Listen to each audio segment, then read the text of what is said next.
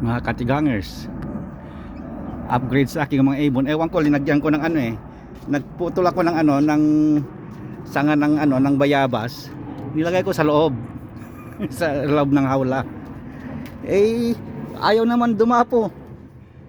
Nakikita ko ano doon sila sa gilid. Ayan, ayaw nilang dumapo. Ayan, andiyan sila. Pero ito malalagdag din ang ano, ang mga ano, mga bulaklak, mga dahon. Kasi pinutol ko yan eh. Nilagay ko lang yun. Sa bagay, kahit walang dahon, may tutungtungan sila. Ayan. Wala, ayaw nilang ano eh. Hindi pa siguro, naninibago siguro eh. Kasi masyadong mataas na yung puno ng isang bayabas namin, yung native na bayabas. Pero masarap eh, native eh. Ayan.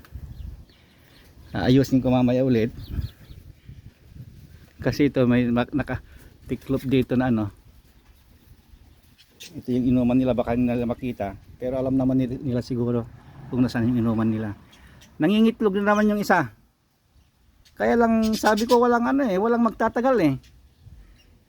May mamamatay. Kung minsan isa lang ano, yung isa pa, yung andi dito. Hindi pa rin makalipad, ilang ano na. Isa-isa lang nabubuhay. Kung minsan wala pang nabubuhay.